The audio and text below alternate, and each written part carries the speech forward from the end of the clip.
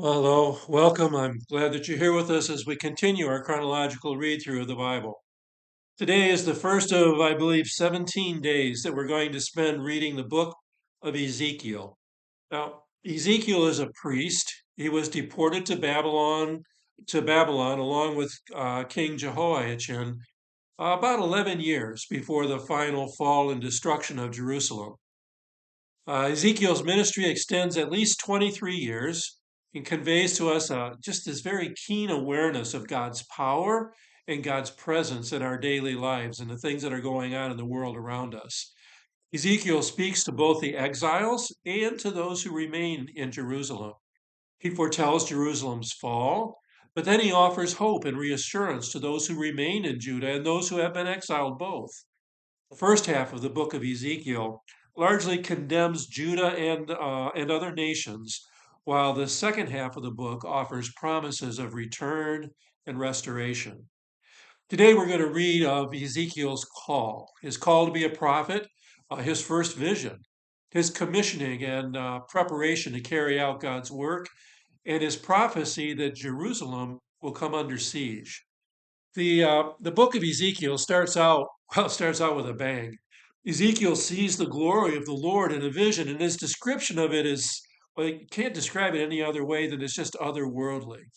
Rather than try to explain and understand all that Ezekiel saw, for this reading, let us simply acknowledge that the glory of God is beyond anything we can imagine or describe. From this glory, Ezekiel is called to listen to God. Notice that in this spirit, or notice that in the spirit that moves Ezekiel, and that it is the spirit that moves Ezekiel in the presence of God, not Ezekiel himself. Now, God gives Ezekiel a message to deliver. Ezekiel is responsible to deliver the message, but he's not responsible for how people respond to it. He is to do this without fear. Ezekiel's given a scroll with words written on it to eat. The word of God was sweet in his mouth. God tells Ezekiel that though people of a foreign country would listen to him, he's being sent to Israel, who, well, will not listen to him, for they're hard headed and stubborn of heart. How's that for a starting message as you begin your ministry?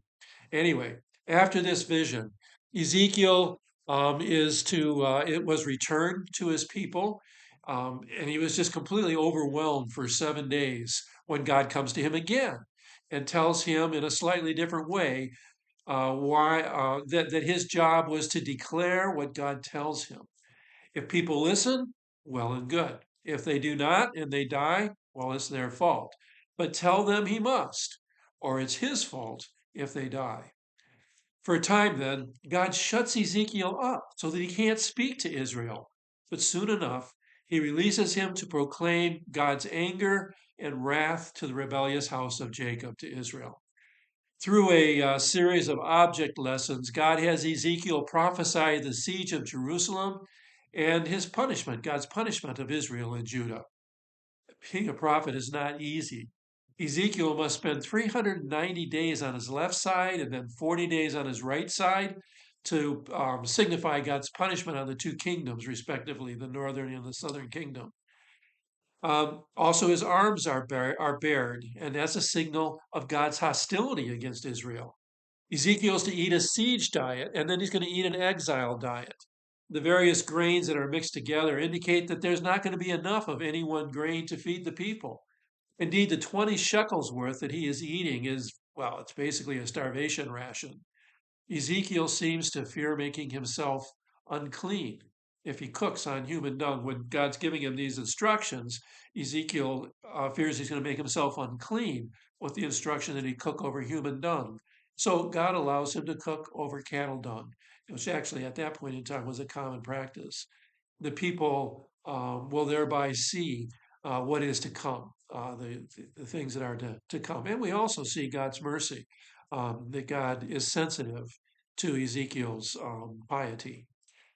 Well, again, may God be with you, bless you. I pray that our discussions here as we get into these readings are helpful to for you to understand what's going on. There's going to be a lot going on in this book of Ezekiel, so hopefully this will help. I look forward to gathering with you again the next time.